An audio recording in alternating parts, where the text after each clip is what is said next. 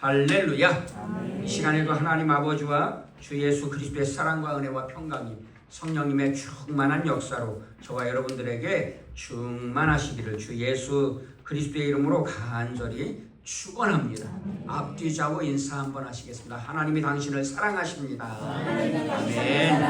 할렐루야. 대중문화는 매스미디어는 대중매체를 말하는 것이죠. 예를 들면 TV, 라디오, 인터넷 이런 것들을 대중매체라 그러죠. 대중매체, 다수의 대중에게 대량의 정보, 시사 내용, 오락을 전달하는 매체, 이게 대중매체. 근데 대중문화는 이것이 매스미디어이고, 대중문화는 이 매스미디어를 통해 대중에게 유포되는 문화를 말합니다. 대중문화는 매스미디어들을 통해, 대중매체를 통해 대중에게 전달되는 그런 유포되는 문화. 처음에는 이런 대중매체를 통해 전달되는 가치관, 생각들이 처음에는 일치하지 않을 수도 있습니다. 나하고 다른데? 그렇게 생각할 수가 있다는 거예요. 그런데요, 시간이 흐르면서 전하는 내용에 서서히 젖어들게 된다는 것입니다. 그래서 왜 그런 얘기를 하잖아요. 무슨 이제 그 드라마나 뭘 하면서 잠깐 그냥 어떤 장면을 스쳐 지나가게 했어. 그런데 그 장면이 뇌리에 각인됐어요. 그래서 광고를 그렇게 해가지고요, 그것을 사먹게 된다는 거예요. 요즘에는요, 광고를 영화나 드라마에서, 예전에는 그냥 뭐 시작할 때 끝날 때 이렇게 했다면 요즘에는 그러잖아요. 광고를 잘라가지고 영화를 볼 때 달락달락 잘라가지고 막 한 영화를 보는데 4번 5번 광고를 중간중간에 하잖아요. 그런 효과를 보기 위해서 그러는 것이라고 생각이 됩니다. 그래서 처음에는 가치관이나 생각들이 일치하지 않지만 서서히 젖어드는데, 마치 개구리가 떳떳하게 데펴지다가 뜨거운 줄 모르고 죽어가는 것처럼 그렇게 젖어든다는 거예요. 그래서 나중에는요, 그 전하는 내용이 젖어들어 점차 시대를 흐르고 있는 특정 사조나 시대 정신에 물들게 된다는 것입니다. 특정 사조나 시대 정신에 물들게 된다는 것이죠.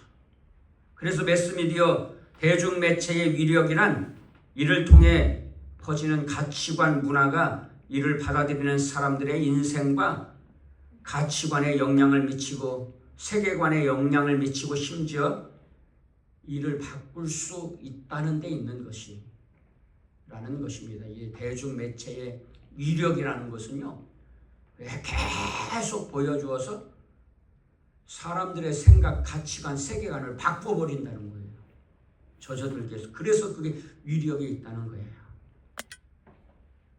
예를 들면 드라마를 하는데 뜬금없이 계속 동성애 장면을 보여주는 거예요. 뭐 거기 맥락도 없고 뭐 중요하지도 않은데 살짝 이 동성애에 관련된 내용들. 그런데 이런 드라마에서 동성애에 관해서 얘기하는 거 보면 대부분 나쁜 건 아니고요, 아름답게 포장하는데, 얼마나 아름답게 포장하는지 진짜 사랑 같아요. 그런데 그거를 계속 보다 보면 뭐가 이상해? 자연스러운 거네. 동성애도 한 사랑의 한 부분이네. 이렇게 우리가 인식하고 거기에 사로잡혀 버린다는 거예요. 그래서 그런 것에 대해서 거부감을 가지지 않는다는 거죠. 처음에는 거부감을 가졌지만 나중에는요, 빈도가 높아질수록 이를 낯설게 여기고 거부하던 사람들까지 점차 이러한 문화에 익숙해져 무감각하게 만들 수 있다는 것이 대중매체의 위력, 대중문화의 위력이라는 거예요. 그래서 여러분, 오늘 TV, 인터넷, 휴대폰, 라디오 같은 것들이 얼마나 우리에게 영향을 강력하게 미치는지 우리가 자각하지 않으면요, 거기에 노예로 사로잡힌다니까요. 그래서 우리가 항상 정신 차리고 살아야 할 줄로 믿습니다. 동성애에 대한 기독교적 입장, 동성애를 긍정하지, 인정하지는 않지만 동성애자들을 따뜻하게 맞이하는 교회, 기윤실 부설 기독교 윤리 연구소에서 책을 냈는데, 이런 책을 냈는데요, 그 책 내용 중에 한 부분입니다. 대중문화의 그 위력, 대중매체의 위력에 대해서 이렇게 말하는데, 오늘 우리가 아닌 것처럼 생각하지만요, 그런 사상에 사로잡혀서 동성애 같은 경우에도 아름답게 생각하고요, 사회주의, 공산주의도 아름답게 생각한다는 거예요. 여러분, 우리의 현실은 그런데 남북으로 분단되어 있고요, 우리가 무엇 때문에 저 북한이 6.25를 일으켰을 때에 이 나라를 무엇 때문에 지켰습니까? 자유민주주의를 지키기 위해서잖아요. 그런데 왜 자유민주주의를 지키기 위해서예요? 그때에도 알고 있었던 거잖아요. 공산주의에는 자유민주주의가 없다는 것을 알고 있었던 거잖아요. 여러분, 저 베트남에 갔는데요, 사회주의 사회잖아요. 공산주의 사회잖아요. 그 사람들은요 다 정부의 통제를 받고 있어요. 그래서요 자유가 없고요, 뭐 외국 사람들, 한국 사람, 우리 이제 여행하거나 우리 단기 선교 가거나 목사님들 선교 가잖아요. 종교의 자유가 있다고 하는데 종교 자유가 없어요. 그 사람들이 하라는 대로 해야 돼. 교회 건축도요, 우리나라는 뭐 그냥 교회 건축 마음대로 할 수 있잖아요. 그런데요, 교회 건축도 함부로 못해요. 정부에서 허가하지 않으면요, 교회 건축을 한다고 하는데 어떤 선교사님이 열심히 건축하려고 애를 썼는데 10년 동안 건축을 못했어. 어떤 그 사회를 알지 못하는 분이 가가지고 내가 할게, 그래서 건축을 했어. 그런데요, 그것이 얼마나 선교에 방해가 되는지 모른다는 거예요. 왜냐하면 건물은 지었는데 그걸 사용할 수가 없어. 정부에서 사용 못하게 막아버렸어요. 그래서 건축한 지 2년, 3년 지나도록 그 교회를 사용을 못하고 있어요. 허가가 안 나와가지고.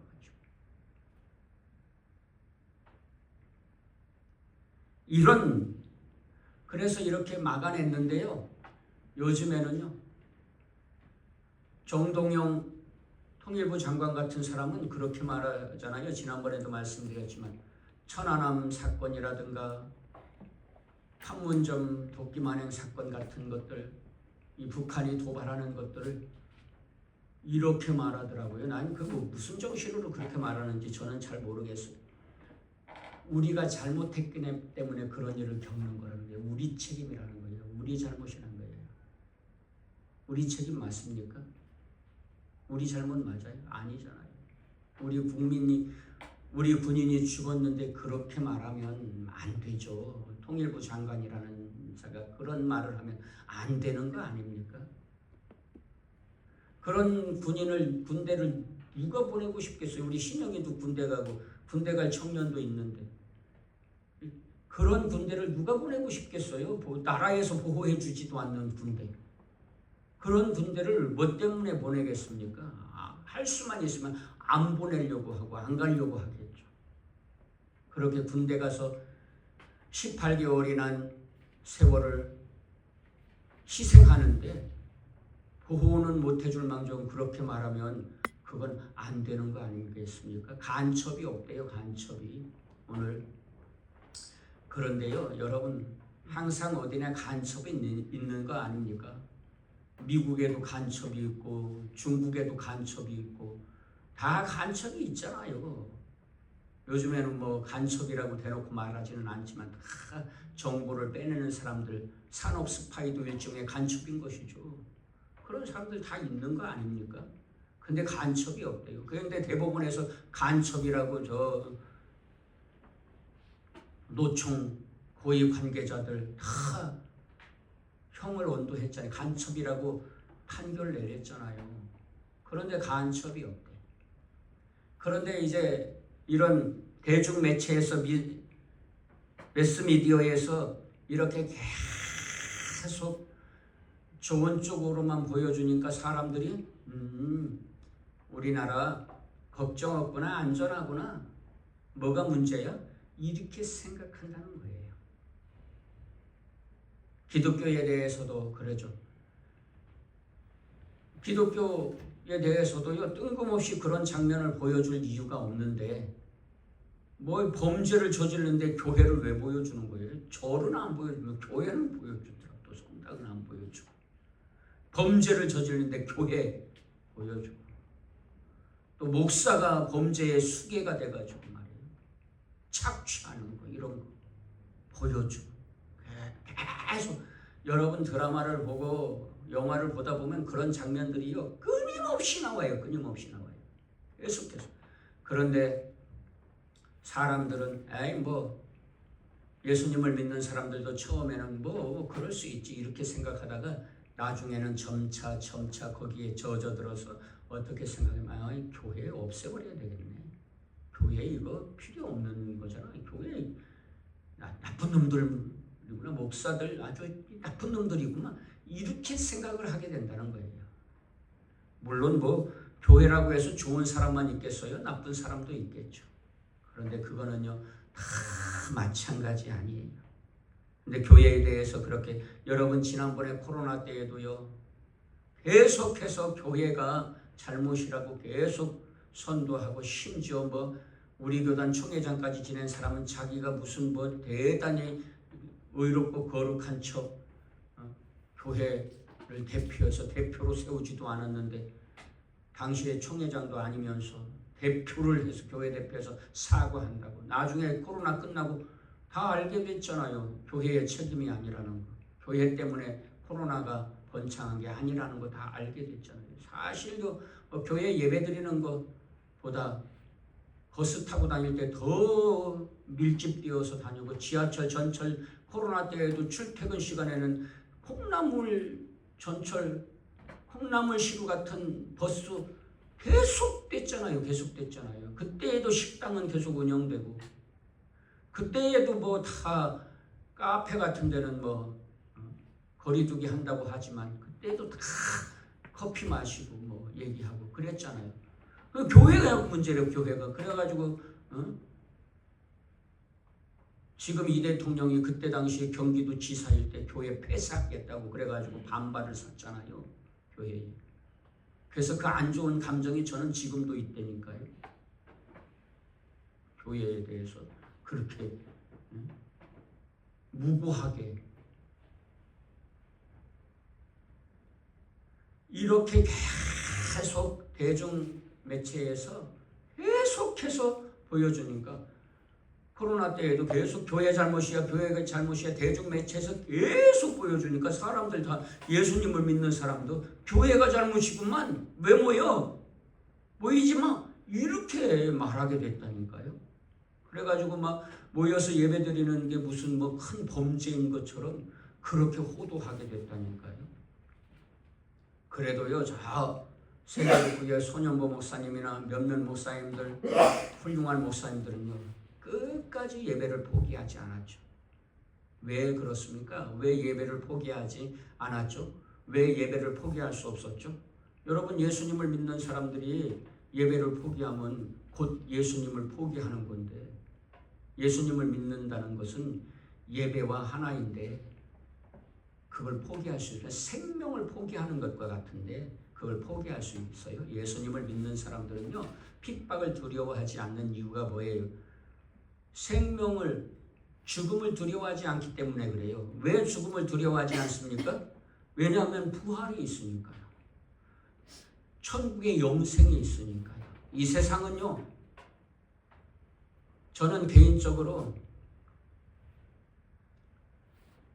크게 뭐 살만한 가치가 있는지 잘 모르겠어요. 저는 사실 그냥 말 그대로 고해의 고해. 눈물의 씨앗 같아. 사는 게 힘들어요. 지쳐요. 고달파요. 예수님 안 믿었으면요, 전 못 살았을 것 같아요. 예수님을 믿는 힘으로 살았지. 여러분, 신영이 군대 갔는데 지금 군대가 좋아져서 얼마나 감사합니까? 제가 군대 다닐 때만 해도요, 얼마나 두드러 맞았는지 지금은 상상도 안 될 거예요. 옷괭이자루로 두드러 맞고 총으로 머리를 두드러 맞아서 정신이 막 왔다 갔다 했다니까요. 하늘에 별이 막 번쩍번쩍이고 하도 두드러 맞아서 가슴을 두드러 맞았더니 제가 갑자기 잠깐 기절을 했다니까요. 제가 두드러 맞아가지고 기절을 했는데 그때에는 기합이 들어서 기절 잠깐에 번쩍하고 일어났어. 그래가지고 제 덕에 다른 친구들이 안 맞았다니까. 이 고참이 저를 팼는데 제가 기절하니까 얘가 깜짝 놀래가지고 더 이상 안 패더라고. 죽을까봐. 여러분, 얼마나 허벅지를 꼬집혔는지요. 허벅지가요, 시퍼렇게 온통 다 멍으로 허벅지가 멍들었어. 그래가지고 그걸 소대장이, 중대장이 알게 됐다니까요. 검열 나와가지고 보고 왜 이래? 그때는요, 이거 넘어져서 그랬어요. 중대장도 다 알아. 이거 괴롭힘 당했구나.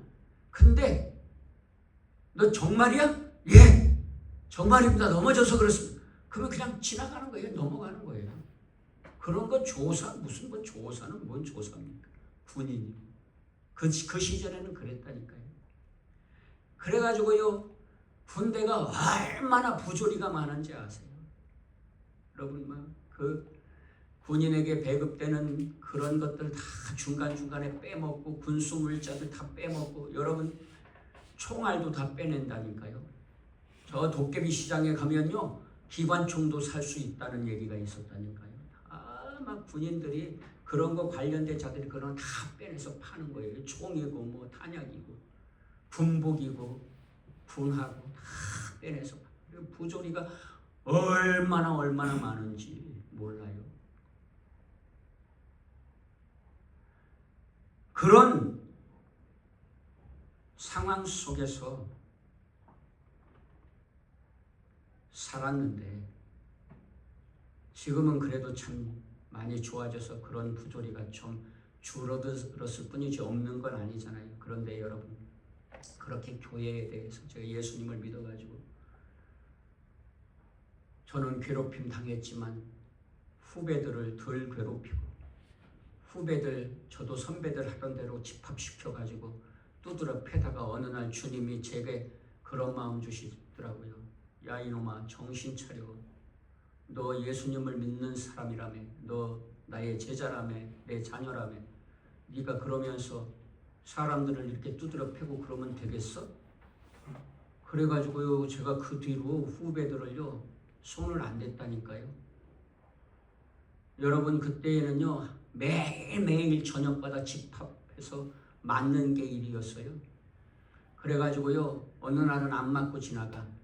그러면 어떤 현상이 일어나는 줄 아세요? 그날은 잠이 안 와요. 왜? 자다가 집합시킨다니까. 안 맞. 그래, 차라리 맞고 자는 게 속 편해. 왜냐면 자다가 일어날 일은 없잖아요. 맞았으니까. 그랬다니까. 제가 거짓말 같죠? 진짜로 그랬어요. 그 시절에는요. 그런데 제가 예수님 믿어서 후배들 안 괴롭히고, 제 후배들은, 그러니까 제 후배들이 편할 줄 알았더니 제 후배의 후배놈이 후배들을 또 괴롭히더라고. 참나. 웃긴다니까. 사람은요, 이렇게 악하다니까요. 내가 안 괴롭히잖아요. 또 다른 놈이 괴롭힌다니까. 그 놈이 어떤 놈이냐면요, 학교 수학 선생님이었어. 근데 학교 선생님이었는데 애들을, 후배들을 더 괴롭혀요. 더 괴롭혀. 다른 사람보다. 와, 진짜 선생님이었으면 좀 달라야 되는 거 아닌가요? 그런데 선생님이었던 놈이 더 괴롭히더라고. 그런데 여러분, 제가 예수님을 믿었기 때문에 후배들 덜 괴롭히고 안 괴롭히고 그랬잖아요. 그런데 교회가 뭐 얼마나 그게 사회의 악입니까? 잘못한 일이 있습니다. 물론 크리스찬들 중에도 아직 변화되지 않은 사람들도 있고 참되게 믿지 않는 사람들도 있고 그래서요. 옛날 방식대로 세상 방식대로 사는 사람들이 있어서 욕먹을 짓도 하고 하지만요. 여러분 참되게 예수님을 믿는 사람들은요. 세상의 빛과 소금이 되는 삶을 살아가기를 애쓰고 힘쓰잖아요. 그런데 이제 이런 대중 매체에서요. 계속해서 교회에 대해서 장면 막 마약하는 거, 술 먹고 담배 피는 거, 꼭 그 교회에 모여서 그렇게 하고 그 목사가 그렇게 하고 목사가 막 얼마 전에는 사막이라는 드라마가 나왔는데요. 그 드라마의 여주인공이 남자 주인공, 여자 주인공이 있는데 연쇄살인범 여자가 있는데 그 아버지가 어릴 때부터 딸을 성폭행하고 괴롭혔어요. 그래가지고 이 딸이 가정폭력범들 나쁜 놈들 다 죽이는 거예요. 그래서 연쇄살인범이 됐어요. 그런데 알고 보니까 그 아버지가 이 딸을 그렇게 어릴 때 학대를 한 거야. 그래서 그렇게 됐어. 그런데 그 아버지가 누구예요? 목사예요, 목사. 자꾸만 이런 걸 보여준다니까요. 그러면요, 처음에는 뭐 그럴 수 있지 뭐가 어때? 그러다가 나중에는 교회는 필요 없는 곳이구나. 이런 교회가 왜 필요해? 이런 거 뭐 교회 같은 데 다니지 마라.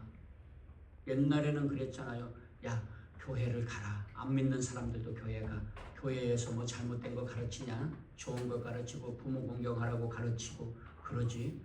근데 지금은요, 교회 가지 마. 교회 가면 나쁜 거 배워. 이렇게 돼버렸다니까요. 그 역량 중에 하나가 매스미디어의 역량이라는 거죠. 대중매체의 역량이라는 거죠. 그래서 예수님을 믿는 사람들은요, 항상 정신 차리고 살아야 할 줄로 믿습니다. 세상에 사는 동안에요. 여러분, 주님 앞에 서는 그날까지 정신 놓고 살면요, 큰일 납니다. 큰일 납니다. 예수님께서 돌아오라고 하나님께서 돌아오라고 예루살렘아 여긴 이스라엘아 이런 뜻이나 마찬가지예요. 여긴 이런 말이나 마찬가지예요. 정윤아 돌아와라. 그런데 예루살렘아 선지자들을 죽이고 내게 파송된 자들을 돌로 치는 자여 암탉이 그 새끼를 날개 아래에 모음같이 내가 내 자녀를 모으려 한 일이 몇 번이더냐. 그러나 너희가 원하지 아니하였도다. 보라 너희의 집이 황폐하여 버려진 바 되리라. 돌아오라. 하나님께서 돌아오라 그랬는데 안 돌아온다는 거예요. 회개해라 그랬는데 회개 안 하고 오히려 대중매체의 이야기에 귀를 기울이고요. 그 악에 빠져든다는 거예요. 동성애의 쾌락에 젖어들고 이제 폭력에 젖어들고 악한 일에 젖어들어서 수단 방법 요즘에 보면 그렇잖아요. 드라마에도 보면 공의와 정의가 어디에 있습니까? 영화나 이런 데 보면 악한 자들이 다 잘 되는 것 같잖아요. 악을 행하거든.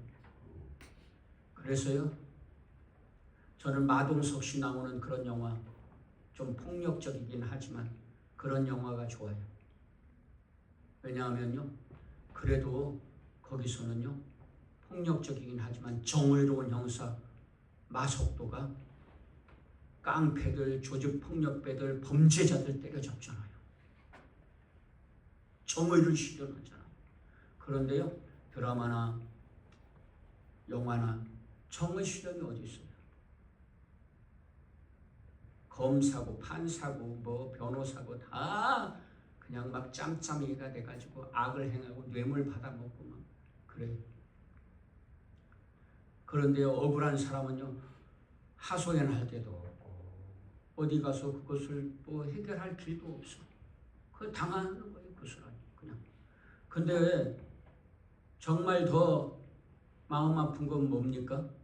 그 드라마 영화상의 내용이 현실이라니까요. 우리의 현실이라니까요. 그래서 더 답답하고 마음 아프다니까요.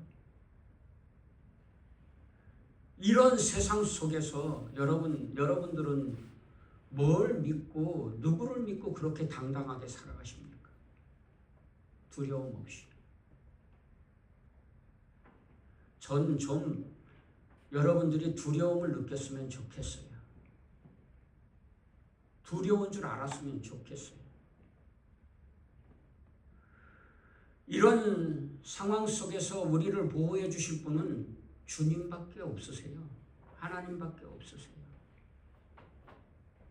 지금도 하나님 살아계셔서 그렇게 세상에 악하게 돌아가는 것 같아도 하나님의 주권 안에서 하나님께서 생사와 복을 주장하시고 우주 만물을 운행하시고 인류 역사를 주관하시는 하나님이신 줄로 믿습니다.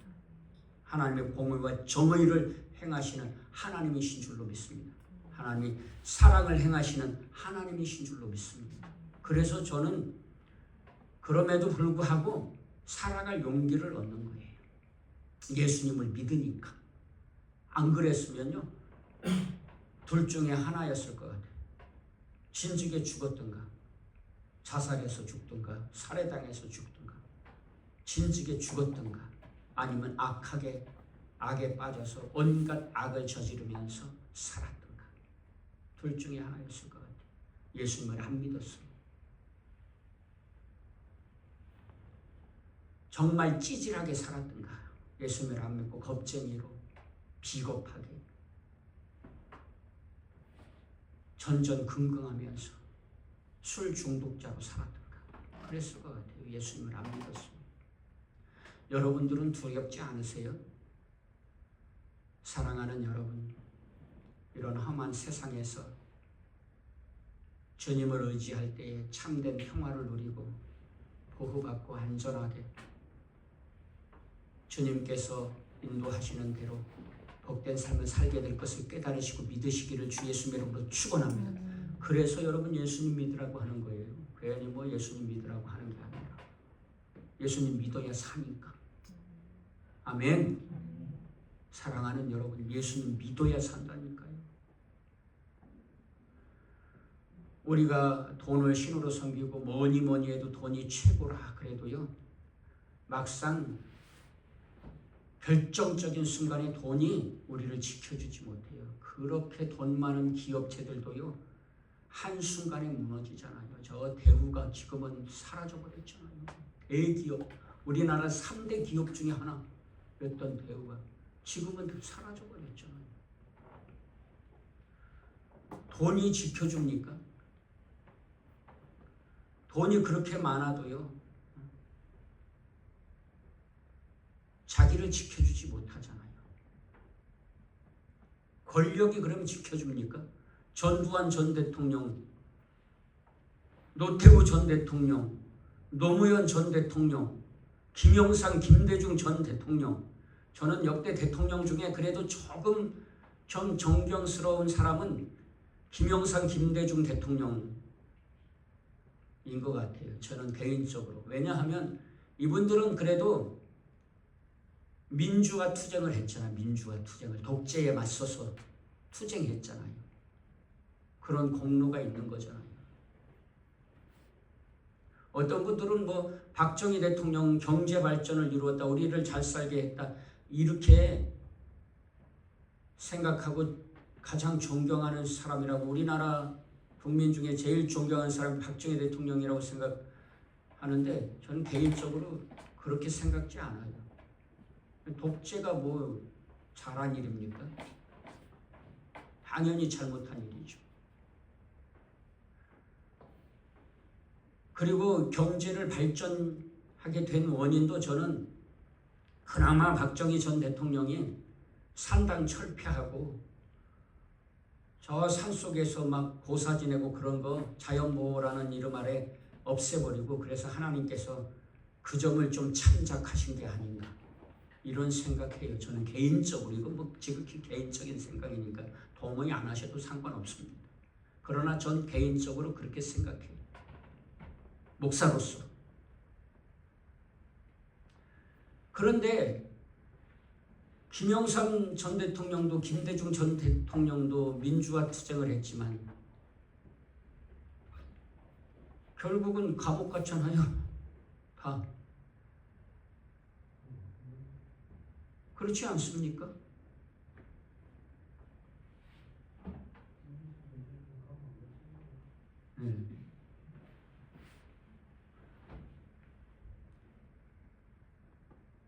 그러니 여러분, 오늘 저와 여러분들이 정말 누구를 믿고 살아야 할지, 무엇을 믿고 살아야 할지를 분명하고 명확하게 하셔야 할 줄로 믿습니다. 여러분, 사람이 눈에 보이니까 그렇게 따르게 되는데 하나님이 눈에 보이지 않으신다고 해서 살아계시지 않는 분이 아닙니다. 살아계셔서 역사하고 계시는 분인 줄로 믿습니다. 그래서 오늘 우리가 정말 믿어야 할 분이 누구인지를 분명하고 명확하게 깨달아 하시기를 바랍니다. 하나님은 지금도요, 돌아오라, 돌이키라, 회개하고 돌아오라 하고 지금도 애타게 말씀하고 계십니다. 예루살렘아 선지자들을 죽이고 내게 파송된 자들을 돌로 치는 자여, 암탉이 그 새끼를 날개 아래에 모음같이 내가 내 자녀를 모으리 한 일이 몇 번이더냐. 그러나 너희가 원하지 아니하였도다. 그런데 그렇게 불러도 애타게 불러도 원치 않았다는 거예요. 원치 않았다는 거예요. 지금도 그렇지 않습니까? 돌아오라. 하나님이 살아계시고 하나님이 창조주이시고 하나님이 너희를 사랑하신다. 돌아와라. 그래도 안 돌아온다는 거예요. 그래서 결국은 어떻게 해요? 그렇게 안 돌아오면 보라, 너희 집이 황폐하여 버려진 바 되리라. 내가 너희에게 이르노니 이제부터 너희는 산송아리로라. 주의 이름으로 오시는 이 할 때까지 나를 보지 못하리라 하시니라.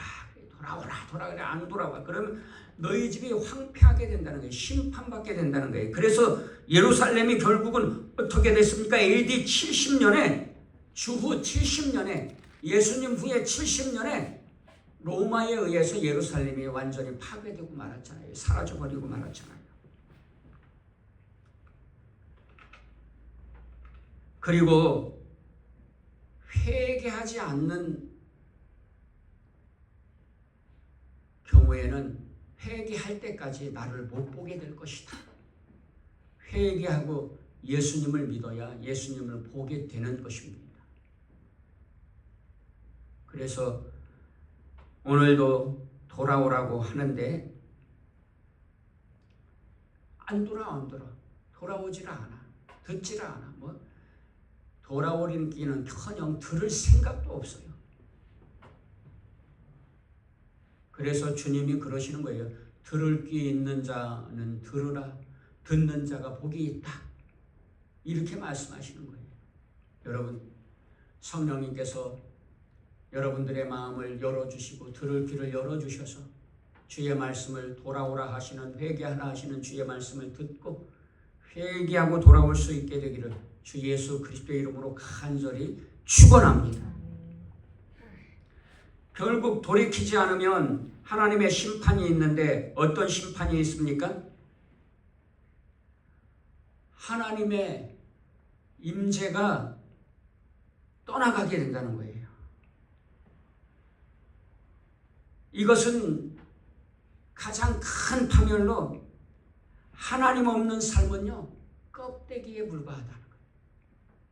여러분, 오늘 우리가 하나님 없이 잘 먹고 잘 사는 것처럼 보여도요, 그건 스스로를 속이는 거고 착각일 뿐이지 결단코 그렇지 않아요. 하나님 없는 삶은요, 파멸입니다. 그건 껍데기의 삶에 불과한 거죠. 나라의 멸망과 포로 생활이 기다리고 있는 것이죠. 나라가 멸망하는 심판이 있다는 거예요. 오늘 우리나라가 왜 심각한 줄 아세요? 하나님을 자꾸 떠나니까, 하나님을 거역하고 사회주의, 공산주의를 반대하는 이유가 뭡니까? 크리스찬들이 극렬히 반대하는 이유가 뭐예요? 하나님을 거역하고 대적하니까. 동성애차별금지법 만들려고 하고, 그러면서 하나님을 거역하고 대적하니까, 하나님을 거역하고 대적하면 결국은요, 망해서 우리나라 없어지대. 지금도요, 이미 우리나라가 유명무실하다는 그런 말이 있어요. 이미 공산주의 됐다고 말하는 사람들이 많이 있어요. 저 베네수엘라처럼 될 거라고 하는 사람들만. 베네수엘라는 그렇게 잘 살았다고 하잖아요. 우리보다 훨씬 잘 살았다고 하잖아요. 그런데 그때에 베네수엘라의 독재자가 나타나서 막 퍼주고 그러다가 지금은 베네수엘라가 어디 있는지도 모르는 나라가 되어버렸잖아요. 아주 후진국이 되고요. 경제적으로도 아주 형편없는 그런 나라가 됐다고 하지 않습니까? 하나님을 거역하고 대적하면요, 이렇게 된다니까요. 그래서요, 역사가 증명하는데 북이스라엘은 기원전 722년에 아수르에 멸망당했고요. 남유다는요, 기원전 586년에 바벨론의 포로로 잡혀가게 되었다는 것이죠. 예루살렘 멸망이 일어나는 것이죠. 돌이키지 않으면, 회개하지 않으면. 예루살렘 멸망, 교회가 망한다니까요. 회개하지 않으면 교회가 사라져요. 여러분, 지금 교회들이요, 많이 사라졌다고 하잖아요. 코로나 전과 코로나 후에는요, 교회의 수가 현저하게 차이가 난다는 거예요. 거룩한 도성의 영광이 사라져, 교회의 영광이 사라지는 거예요. 하나님을 거역하고 대적하면, 돌이키지 않고 회개하지 않으면 영적으로 무감각해지고 마음이 완악해져서 이제는 심각하게 화석화된다. 그죠? 화석화, 돌덩이가 돼서요, 회개할 줄을 모르고 아예 회개를 생각도 못하는 사람들이 된다는 거예요. 돌이키지 않으면, 지금 듣고 돌이키지 않으면, 지금 말씀하실 때. 그래서 이스라엘 백성들은요, 메시아, 하나님의 아들, 구주 메시아, 그렇게 기다리던 자기들의 구원자가 오셨는데 메시아를 거절하잖아요. 회개할 줄 몰라서. 하나님의 말씀을 듣지 않고 회개할 줄 몰라서. 그래서 예루살렘이 로마의 AD 70년에 멸망하고요. 그 메시아를 거절한 사건이 누가복음 19장 41절로 44절에 나오지 않습니까? 여러분, 그렇게 되면 하나님께서 슬퍼하시고 고통스러워 하시지만, 그럼에도 불구하고 그때에도 하나님은 회개하는 자들을 기다리고 계신다는 거예요. 찬송하리로다 주의 이름으로 오시는 이여 할 때까지 나를 보지 못하리라 하시니라. 그래서 북이스라엘이 기원전 722년에 아수르에 멸망당하고 남유다가 586년에 바벨론 포로로 붙잡혀갔지만, 그러나 하나님께서는 이스라엘을 아직도 남겨놓으셨잖아요. 그래서 오늘 저와 여러분들에게도 아직은 기회가 있는 줄로 믿습니다. 아직 기회 있을 때에 하나님의 말씀에 귀를 기울이고 회개하고 돌이켜서 하나님의 큰 은혜 가운데 있으시기를 주 예수님의 이름으로 축원합니다. 하나님께서는요, 오늘 우리에게 이런 말씀을 주시는 이유가 뭡니까? 우리로 회개하고 돌이키기를 원하시니까. 하나님은요, 심판이 있음을 알고 두려워하라고 하시는 거예요. 두려워. 왜냐하면 그래야 돌이키니까. 그래서 저는요, 우리 충만한 교회 성도님들도 좀 두려운 마음을, 공포로 불안에 떨고 노이로제 걸려서 살고 맨날 그냥 공포 가운데 그렇게 살라는 그런 뜻이 아닙니다. 하나님의 심판을 두려워하고 주 안에서 주님의 큰 은혜와 사랑 가운데 살라는 말씀입니다. 그리고 이 약속은요, 주님의 재림으로 완성되게 되는 것이죠. 주님께서 재림하실 때에 온 세상을 주님이 공의와 정의로 심판하시고 믿는 남은 자들을 들어 올리셔서 구원에 이르게 하시는 줄로 믿습니다. 그래서 회개하고 예수님을 믿으면요, 하나님을 보는 자들이 되는 것이죠. 사랑하는 여러분, 주님은요, 지금도 돌아오라 애타게 돌아올 자를, 회개할 자를 찾고 계신 줄로 믿습니다. 그런데 많은 사람들이 들을 생각을 안 해요. 듣지를 않아요. 암탉이 그 새끼를 날개 아래 모음같이 내가 내 자녀를 모으리 하늘이 몇 번이더냐. 그러나 너희가 원하지 아니하였도다. 수도 없이 암탉이 새끼를 모음같이, 암탉이 병아리 새끼를 품에 다 모으잖아요. 꼬꼬꼬꼬 해서 불러가지고요, 다 모으잖아요. 품에 품는 것은 뭐예요? 병아리들을, 자기 새끼들을 보호하기 위해서잖아요. 하나님께서 회개하고 돌아오는 자들을 모으려고 하시는 이유, 하나님의 백성을 모으려고 하시는 이유는 뭐예요? 하나님의 은혜와 보호 가운데 살게 하시려고 그렇게 하시는 일인 줄로 믿습니다.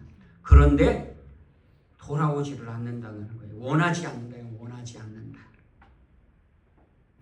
여러분, 오늘 우리들은 원하는 자들, 하나님이 돌아오라고 하실 때에 그 말씀을 듣는 것을 원하는 자들 되셔서 하나님께 돌아와서 하나님의 보호 아래, 암탉이 새끼를 보호하는 것처럼 보호하실 때에 그 보호 안에서 안전하고 평안하게 살아가시기를 주 예수 그리스도의 이름으로 간절히 축원합니다. 회개하고 예수님 믿어 하나님을 보며 하나님과 교제 가운데 사는 저와 여러분들 되시기를 주 예수 그리스도의 이름으로 간절히 축원합니다. 여러분, 대중매체에서요, 계속해서 말해요. 듣지 말아라. 들을 필요 없다. 교회에 쓸모없다. 쓸데없다. 하나님이 어디에 계시냐?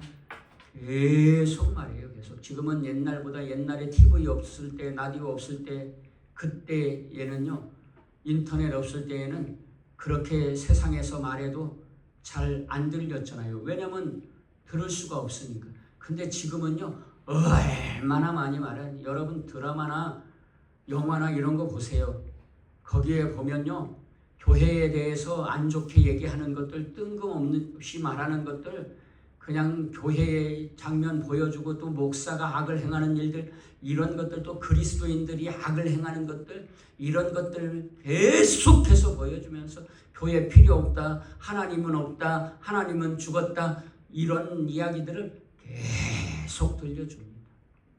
그런데 그런 말은 들을 줄 알면서 하나님의 말씀 돌아오라 하시는 하나님의 말씀은 들을 줄 모르는 어리석은 자들 되지 마시고 하나님의 말씀을 들을 수 있는 자들 되셔서 날마다 성경 읽고 쉬지 않고 기도해서 하나님의 말씀으로 악한 마귀가 유혹할 때에 사람이 떡으로만 사는 것이 아니다, 하나님의 말씀으로 사는 것이다 하고 믿음으로 승리하는 그런 저와 여러분들 되시기를 주 예수 그리스도의 이름으로 간절히 축원합니다. 기도하시겠습니다.